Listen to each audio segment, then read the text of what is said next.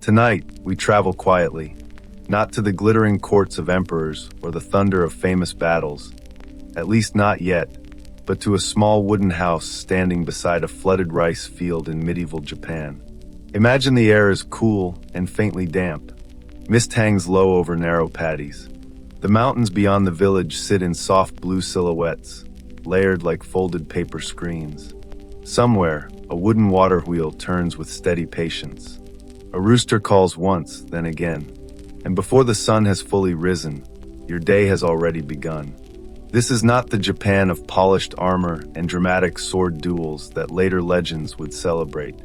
It is the Japan of mud between your toes, of straw sandals that never fully dry, of taxes measured in rice and obedience measured in silence. Over the next 2 hours, we will move slowly through this layered world. We will begin here, at ground level, in the rhythm of agricultural survival. Then we will lift our gaze to powerful figures who shaped the political landscape. We will stand quietly at the edge of a decisive battle.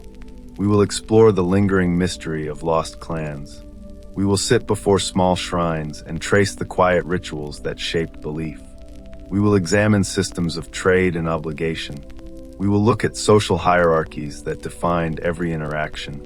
And finally, we will step inside a daimyo's castle, where refinement and authority contrast sharply with the life we begin with tonight. But first, before castles and court poetry, before the measured elegance of tatami halls, there is mud, hunger, and the steady rhythm of rice planting.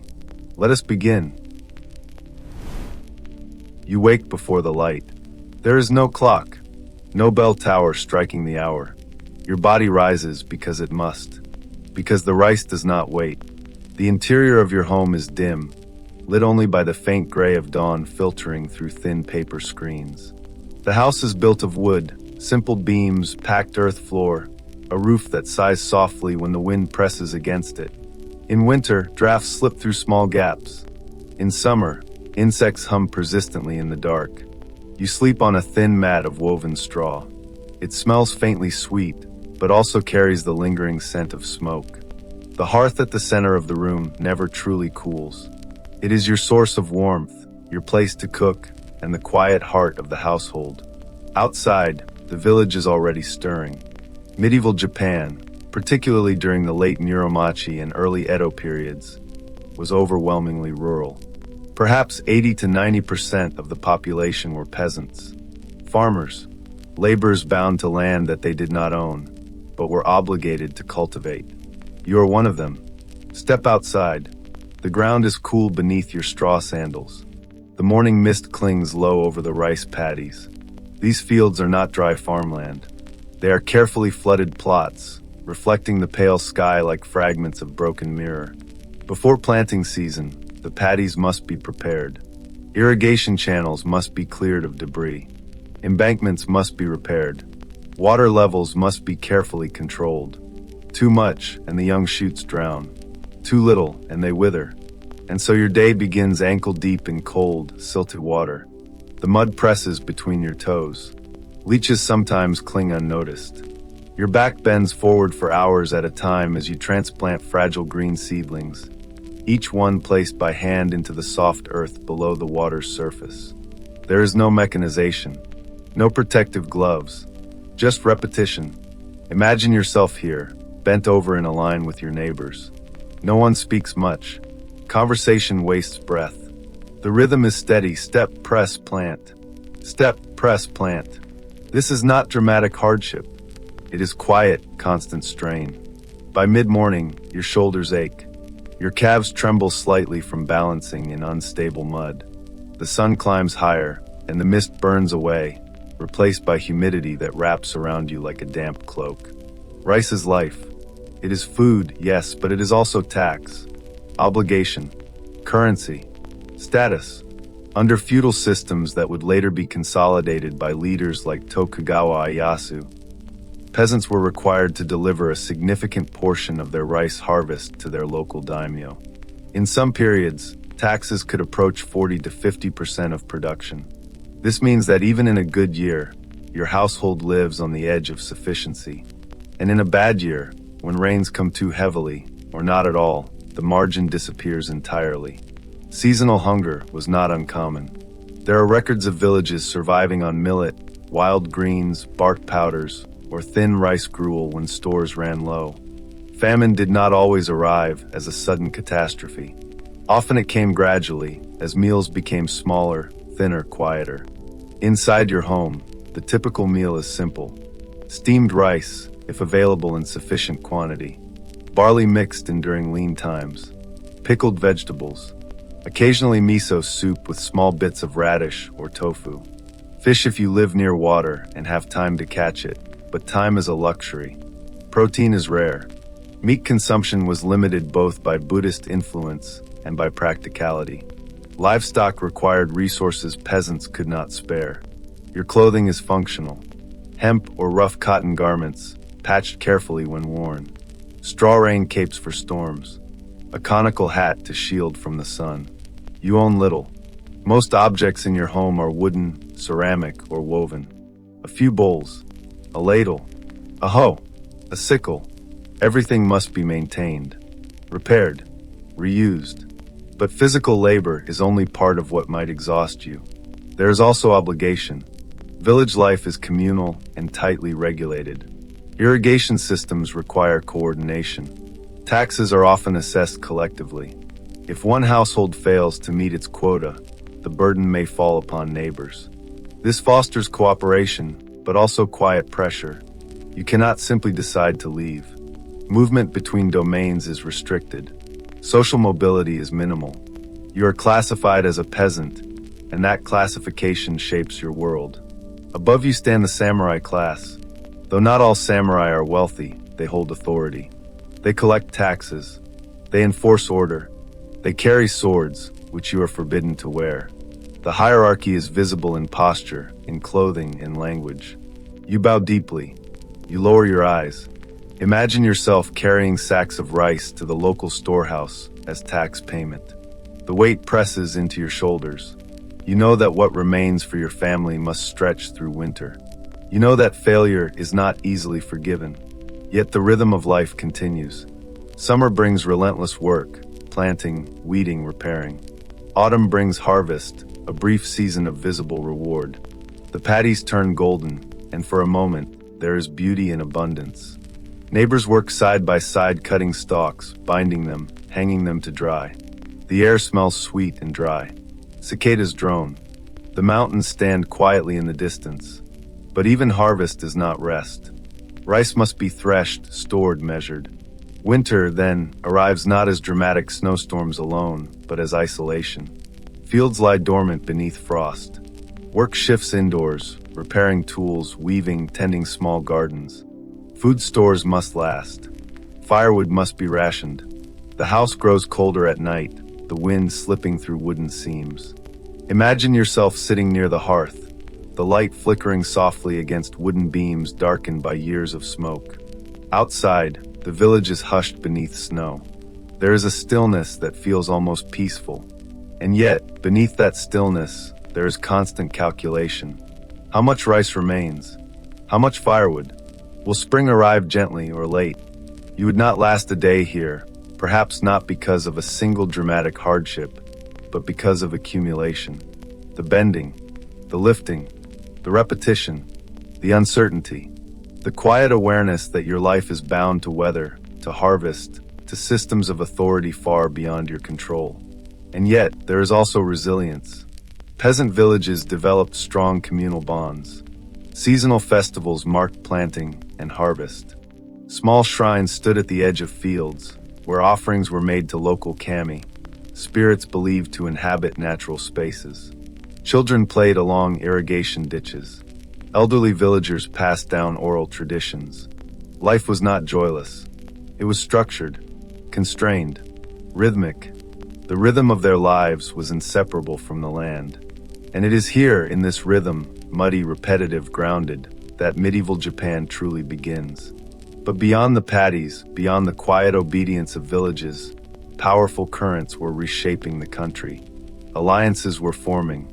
Wars were ending. Authority was consolidating. From this field of bent backs and careful planting, we will soon lift our gaze to a man whose patience would define an era. When you are ready, we will move from the rice paddies to the rise of Tokugawa Ieyasu. Let us move gently now. Leave the flooded paddies behind. The rhythm of planting fades into the distance. The air grows drier. The horizon widens. While you bend in the fields, history is also unfolding in halls of strategy and on roads lined with marching retainers. The life of a peasant is shaped by seasons. The life of a warlord is shaped by patience. And few men embodied patience more completely than Tokugawa Ieyasu. He was not born into certainty. In 1543, in a small domain in Mikawa province, a boy named Matsudaira Takechiyo entered a world already fractured by civil war. This was the Sengoku period, an age of competing warlords, shifting alliances, and near-constant instability. Authority from Kyoto had weakened. Regional daimyo governed by strength and negotiation. As a child, Ieyasu did not grow up in comfort. At the age of 6, he was taken hostage, first by one clan, then by another. This was not unusual in a time when loyalty was secured through human guarantees. Children of rival families were raised in the households of potential allies or adversaries. Imagine being sent away from your parents at such an age. Not abandoned, but strategically relocated. You are well fed, perhaps even educated, but you are also a symbol, a bargaining piece. Your safety depends on politics beyond your understanding. The young Takechiyo learned early the art of endurance. He observed powerful men. He listened. He survived. Over time, he aligned himself with Oda Nobunaga, one of the most ambitious unifiers of Japan. Together with Nobunaga, and later with Toyotomi Hideyoshi, Ieyasu navigated decades of warfare and negotiation. But unlike some of his contemporaries, Ieyasu rarely rushed. He lost battles. He endured setbacks. He retreated when necessary. After the death of Nobunaga and later Hideyoshi, the balance of power grew uncertain once more.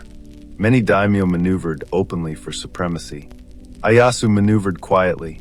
Imagine him not as a fiery general shouting on horseback, but as a man who studies maps late into the evening, who listens to reports with calm expression, who calculates risks with long vision rather than immediate glory. He strengthened his domain economically, encouraged agricultural productivity, stabilized local governance, built alliances through marriage and careful diplomacy.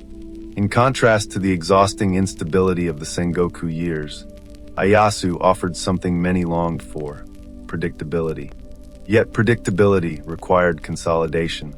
Tensions escalated after the death of Toyotomi Hideyoshi in 1598. His young heir was too inexperienced to command universal loyalty. Rival factions formed. Alliances shifted like mist across mountains. All eyes slowly turned toward a decisive confrontation. But before that confrontation came, Ieyasu's strength lay not in dramatic declarations, but in preparation. He relocated his power base to Edo, a modest fishing village that he transformed into a growing administrative center. While Kyoto remained culturally significant, Edo would become something else entirely under his guidance. From this base, he expanded infrastructure, encouraged road networks, standardized certain administrative practices, strengthened loyalty among retainers. Imagine the contrast. In the village we left behind, you measure life in harvests. In Ieyasu's circle, time is measured in decades of positioning. He was known for restraint. A famous saying attributed to him compares the ideal leader to a patient hunter, waiting silently for the right moment rather than startling prey through haste. Patience, in this context, was not passivity. It was calculation. And so the stage was set. By the year 1600, rival coalitions formed around Ieyasu and his opponents. The tension would culminate in a single day that would quietly determine the future of Japan for more than 2 centuries. But before we step into that long day, let us pause. Consider how distant these worlds seem. The peasant in ankle-deep water and the warlord planning campaigns. And yet, they are intimately connected. If Ieyasu succeeds, your taxes may stabilize. If he fails, Your fields may burn under marching armies. The rise of Tokugawa Ieyasu was not only a story of ambition, it was a story of survival, of navigating chaos until it exhausted itself. Soon, on a mist-covered field called Sekigahara, that survival would crystallize into dominance. Let us continue gently. The year is 1600. Autumn settles across central Japan. The air is cool. Morning mist lingers low over valleys and rice fields already harvested. Dew clings to tall grasses. Somewhere in the distance, banners ripple faintly in the wind. You are not on a battlefield. You are still in your village, perhaps mending tools, perhaps stacking firewood. But the decisions unfolding miles away will quietly shape the rhythm of your life for generations. The place is Sekigahara, a narrow valley ringed by wooded hills. It is not a grand plain built for spectacle. It is damp ground, uneven, often swallowed in fog. A place where visibility comes and goes with the rising sun. Two coalitions have formed. On one side stands Tokugawa Ieyasu and his allies, seasoned, deliberate, calculating. On the other stands Ishida Mitsunari, loyal to the Toyotomi heir, representing continuity with the previous regime. This is not a battle fueled by passion alone. It is a conflict born of succession uncertainty, political alignment, and careful positioning. Before the first arrow is loosed, days are spent maneuvering. Armies travel along muddy roads. Supplies move slowly behind them. Camps are erected. Fires burn low at night. Imagine the soundscape, not roaring crowds, but the shuffle of thousands of feet, the creak of armor lacquer plates brushing together, the muted murmur of commanders speaking quietly over maps. The morning of October 21st begins in thick fog. Visibility is poor. Soldiers wait. Waiting in history is often more powerful than action. Hours pass with tension held like a drawn bowstring. When the fog finally begins to lift, formations become visible across the valley. Banners with clan emblems mark positions along the hillsides. The battle unfolds slowly. It is not a cinematic clash of endless charges. It is fragmented, confusing. Units advance, then hesitate. Arrows arc through the thinning mist. Drums beat signals. And then one of the most consequential moments of the day arrives not through noise, but through hesitation. Kobayakuwa Hideaki, positioned on Mount Matsuo, has yet to commit his forces. His allegiance is uncertain. Both sides watch him. Ieyasu, aware of the delicacy of this moment, is said to have ordered arquebus fire toward Kobayakuwa's position, not as an attack, but as a reminder. Pressure mounts. At last, Kobayakuwa moves, shifting allegiance toward Ieyasu's side. Other wavering commanders follow. The balance tips. What might have been a prolonged stalemate becomes a decisive shift. Units loyal to Ishida Mitsunari find themselves attacked from unexpected angles. Lines collapse gradually. Retreats begin. By afternoon, the outcome is clear. The field is left quiet. The mist has fully lifted. Smoke drifts slowly upward. The consequences are immense, but the valley itself returns to stillness. Birds will return. Grass will grow again. Lives have ended, ambitions have dissolved, and the future has narrowed into one dominant path. For villagers far away, news arrives not as a roar, but as rumor carried along roads. Over weeks, then months, the implications settle. Tokugawa Ieyasu emerges as the undisputed power. Within 3 years, he will be named shogun, establishing a military government that will endure for over 250 years. The Tokugawa shogunate will impose order. Castles will be regulated. Daimyo power will be structured. Social classes will be formalized. Travel will be monitored. Peace, long, structured peace, will replace the constant warfare of the Sengoku period. For you, the peasant, that means fewer armies trampling crops. Fewer sudden fires in the night. More predictability in taxation, though not necessarily less burden. Peace can be heavy in its own way. It brings stability, but also rigid structure. Laws codify social divisions. Movement between classes becomes nearly impossible. Sekigahara is remembered as a turning point, but its power lies in how quietly it reshaped daily existence. The rhythm of rice planting becomes more secure, but also more confined. The rhythm of samurai life shifts from battlefield glory to bureaucratic administration. The rhythm of Japan itself slows into a long, controlled stillness.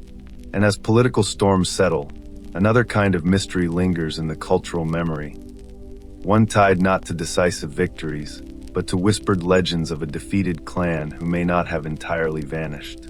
Let us turn now from open valleys to hidden villages, from political certainty to folklore, from documented victory to uncertain survival. Now the noise of battle fades. The valley of Sekigahara grows distant in our minds, replaced by an older memory, one that predates Tokugawa rule, one that lingers like a half-forgotten song carried on mountain wind. Long before Sekigahara, another clan had risen and fallen. The Taira, known in epic literature as the Haika, their story was recorded in the Tale of the Haika, a narrative chanted for centuries by traveling Biwa monks. It begins with a quiet warning. The sound of the Gion Shoja bells echoes the impermanence of all things. Impermanence. It is a theme well suited for sleep and for history. In the late 12th century, the Taira clan reached extraordinary heights of influence at court in Kyoto. They married into imperial lines. They commanded armies. They shaped policy. And then, in a conflict remembered as the Genpei War, they were gradually defeated by the rival Minamoto clan. The final clash came in 1185 at the naval battle of Dan no Yura. The Taira fleet was overcome. Their young emperor, Antoku, was lost to the sea. The clan, it seemed, had been extinguished. But history is rarely so tidy.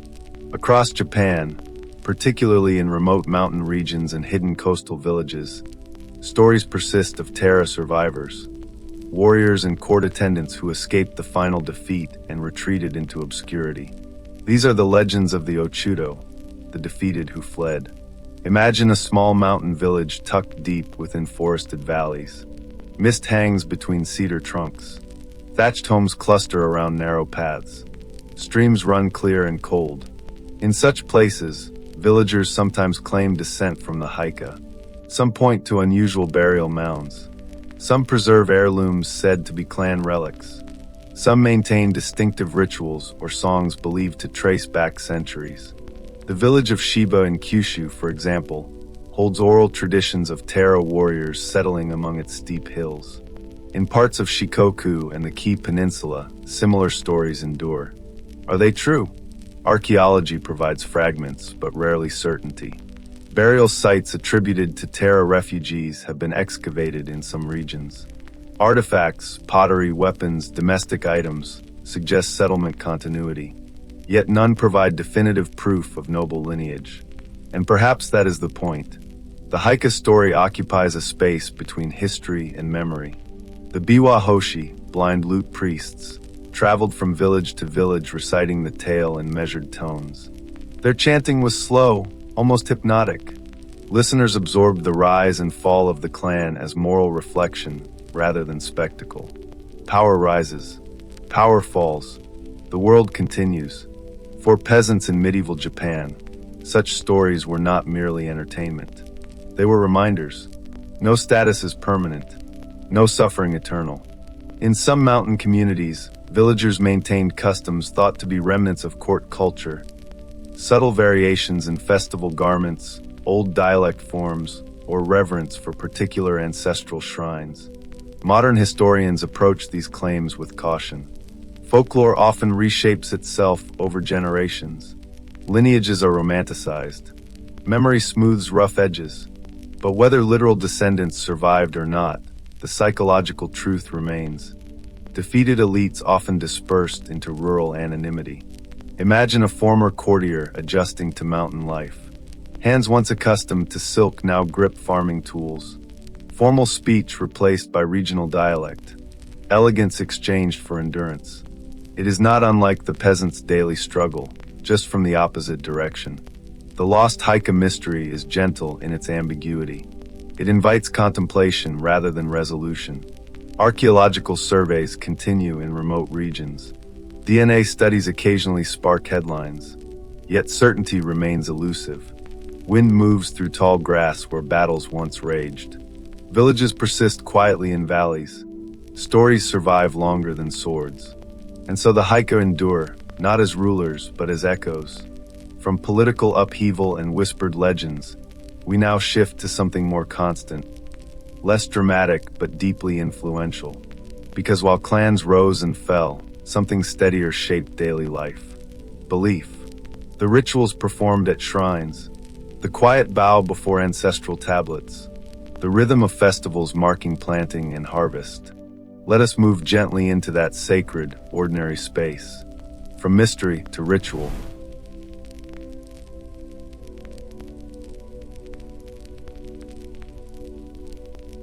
Before sunrise, before the first foot steps into the rice paddy, before the tax collector arrives or the samurai passes on horseback, there is something quieter.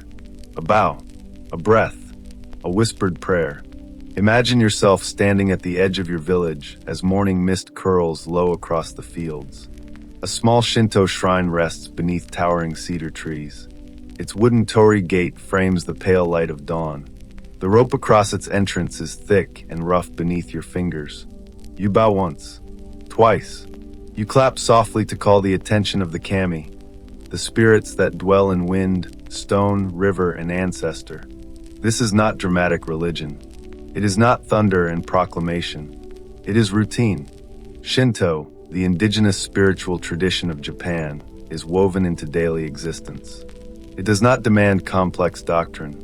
It asks for acknowledgement, for harmony, for respect. You rinse your hands at the stone basin with cold water. You straighten your back. You offer a coin if you have one, though often you do not. Rice is precious. Copper is scarce. In medieval villages, belief was not separated from survival. The rice field itself was sacred. The mountain that sheltered the village had a presence. Even illness might be interpreted as an imbalance between human behavior and spiritual forces. But Shinto was not alone. By the medieval period, Buddhism had long been established across Japan. Temples rose in provincial towns. Monks traveled between regions. Sutras were copied by careful hands. For peasants, Buddhism offered something profound: explanation. Why does suffering exist? Why do crops fail? Why are children lost to illness? The answer often was impermanence. Karma, the cycle of rebirth. Imagine the slow tolling of a temple bell drifting across fields at dusk. Its sound lingers. It does not rush. It fades gradually like breath leaving the body. You kneel inside a modest wooden temple, incense curling upward in pale threads. The scent is earthy, faintly sweet. A monk chants sutras in steady rhythm. The language may be classical Chinese, not entirely understood by villagers, yet its cadence is familiar. Familiarity brings comfort. Village life was structured around festivals tied to agricultural seasons. In spring, planting festivals invoked blessings for healthy seedlings. In summer, lanterns were floated during Obon to honor ancestral spirits returning briefly to the world of the living. In autumn, harvest celebrations expressed gratitude for rice gathered safely before frost. These rituals created pauses in hardship. You still wake early. You still bend in flooded fields. But for a few hours, drums beat gently. Children wear simple festival garments. Rice cakes are shared.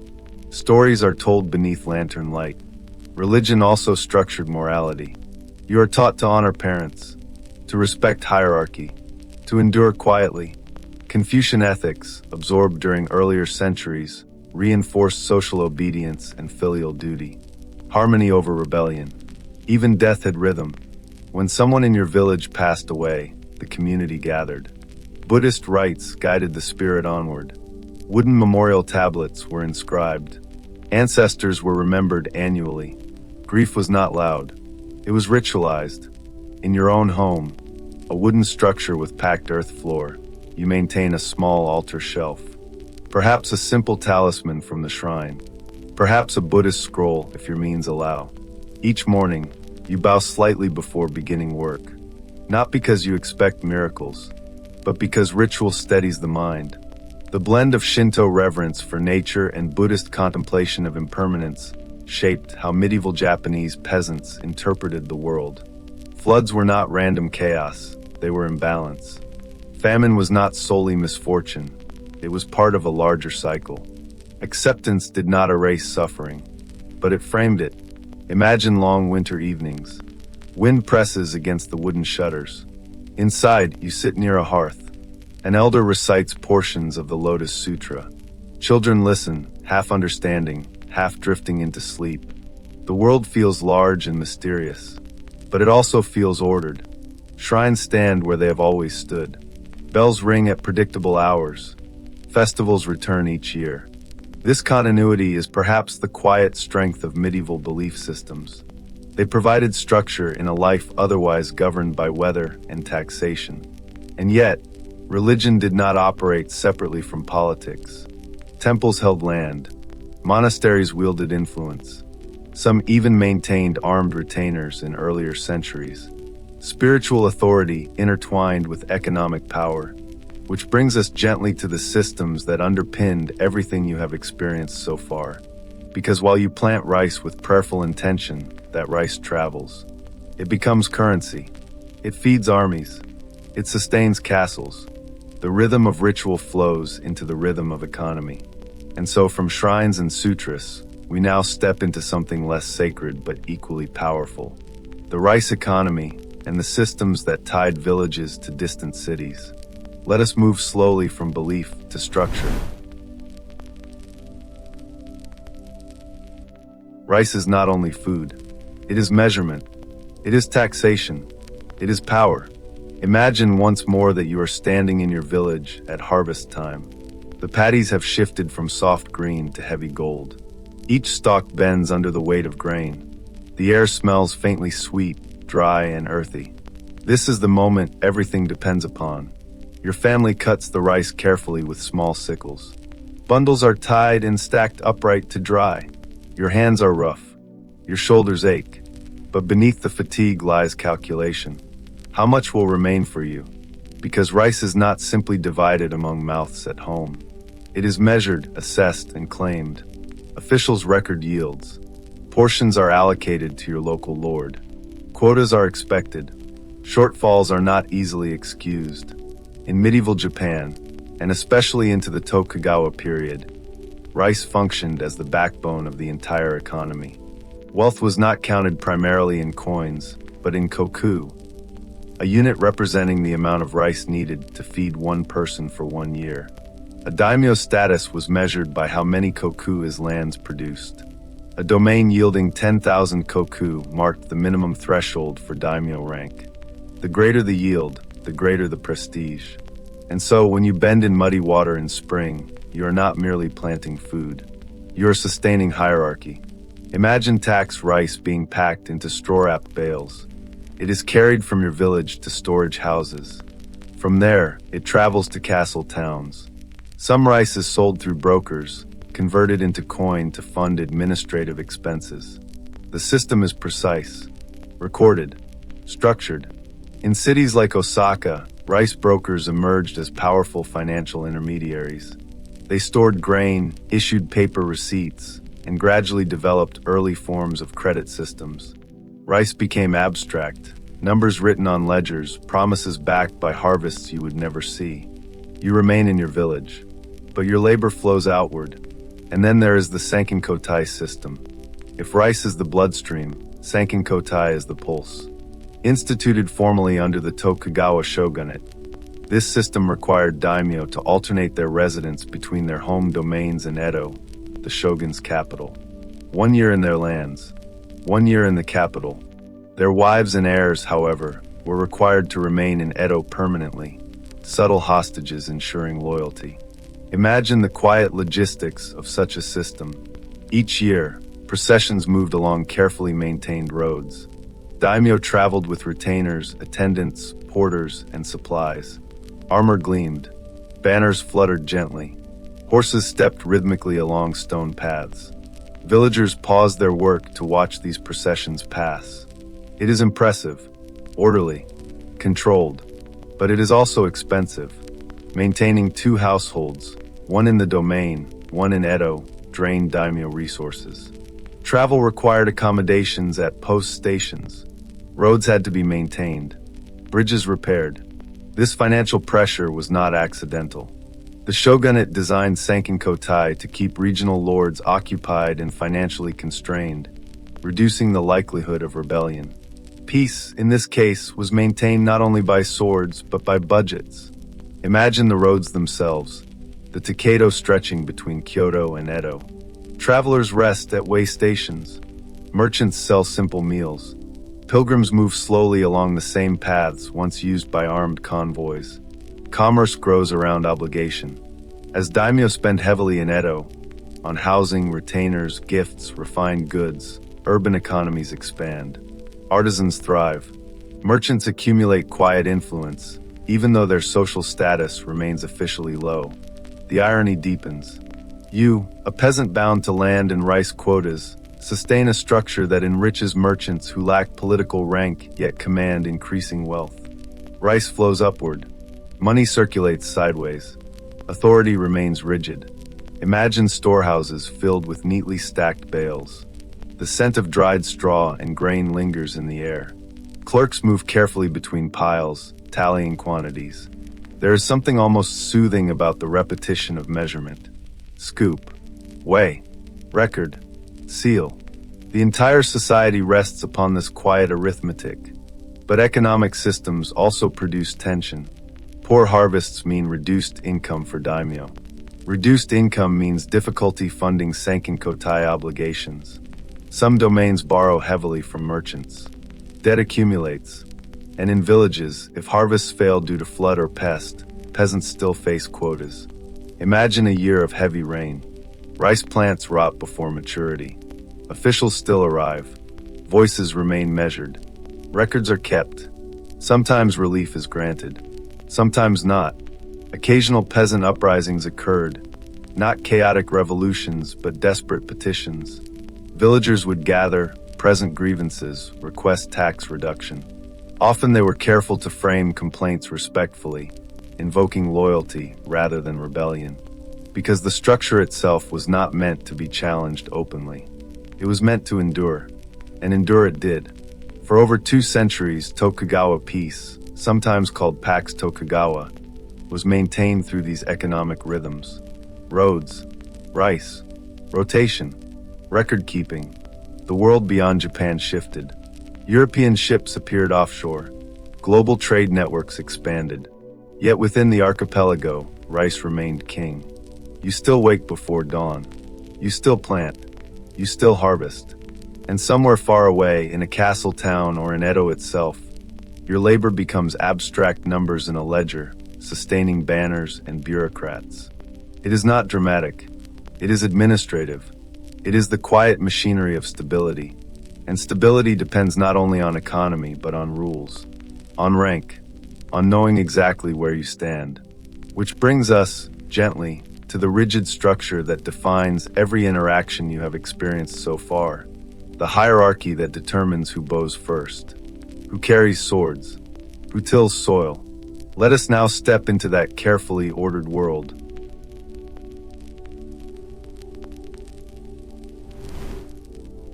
In medieval and early modern Japan, society is not fluid. It is layered. You are born into a class, and that class shapes your posture, your clothing, your speech, your possibilities.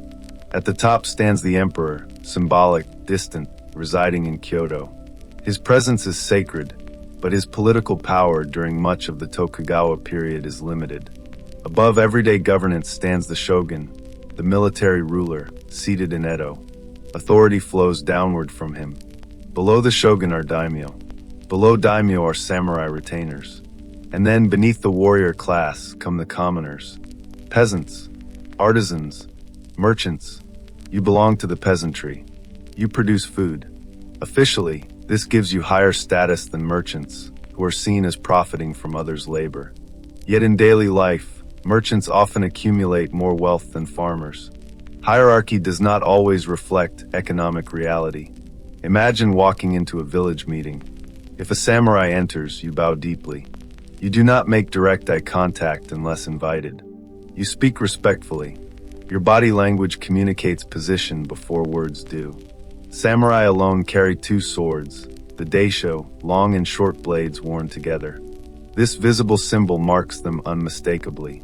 You are forbidden from wearing such weapons. Clothing is regulated. Certain fabrics, colors, and styles are restricted by class.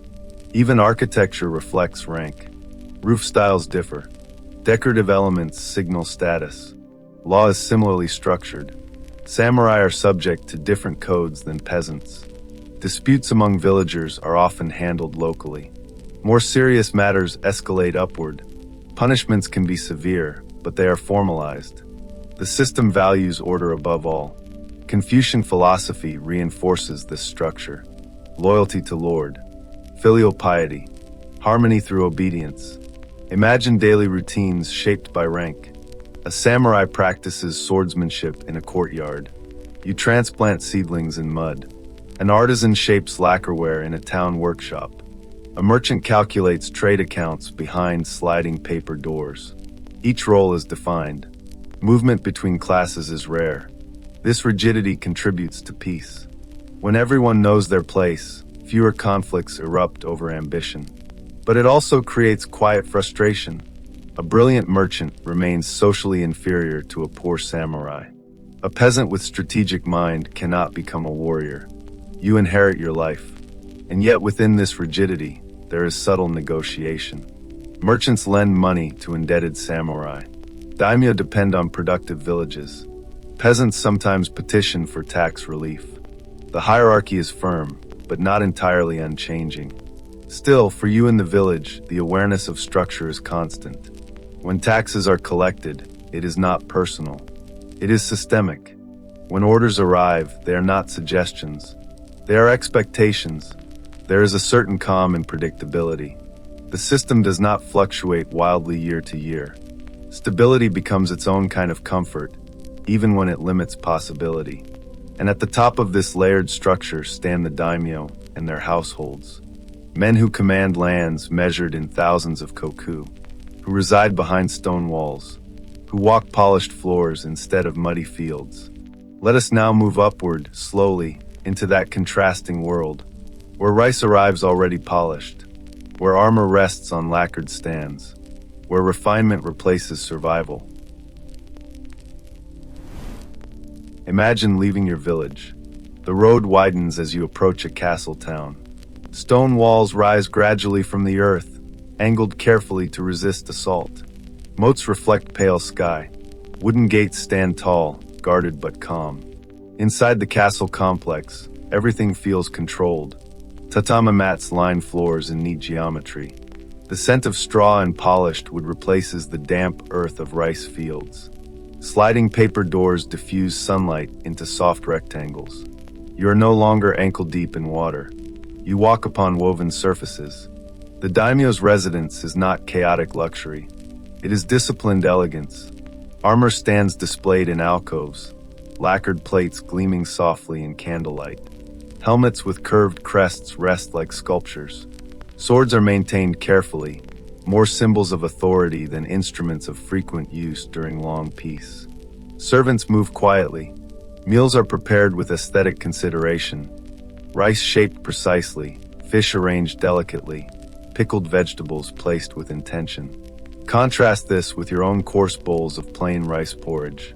In reception halls, calligraphy scrolls hang in thoughtful simplicity. Gardens beyond sliding doors are meticulously arranged.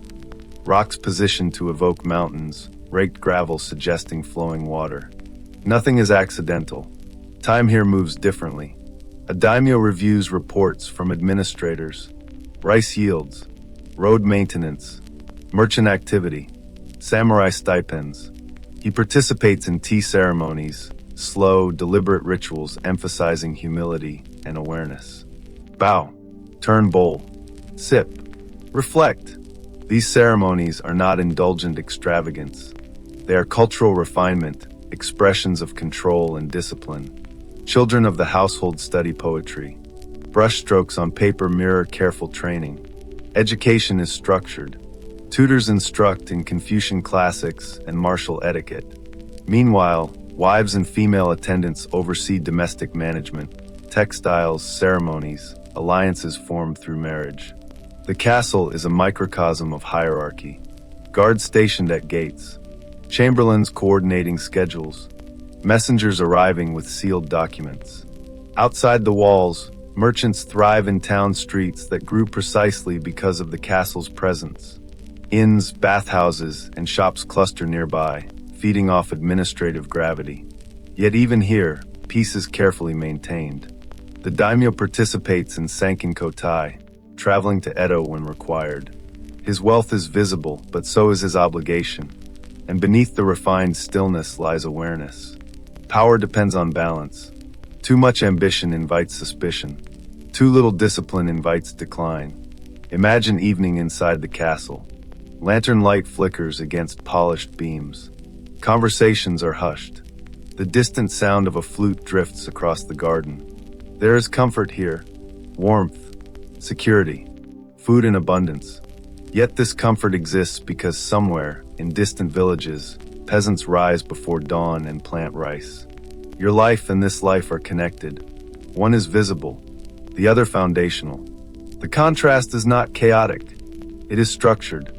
From muddy paddies to tatami halls, the society functions like interlocking beams in a wooden frame, each supporting the other, whether acknowledged or not. And now, having traveled from flooded fields to castle corridors, from prayerful shrines to economic systems, we arrive gently at reflection. From ankle-deep water in rice paddies to the polished calm of a daimyo's castle, medieval Japan unfolds not as a tale of constant battle, but as a landscape of structure, of repetition, of endurance. You have felt the weight of harvest quotas, heard temple bells at dusk, watched processions pass along stone roads, bowed within a hierarchy that shaped every breath. Life as a peasant was demanding, physical, repetitive, often uncertain. Yet it was also rhythmic, structured by seasons, ritual, and obligation. Above you, samurai trained and administered. Daimyo governed. Systems like Sankin Kotai tied regions together. Rice connected village and capital in quiet arithmetic.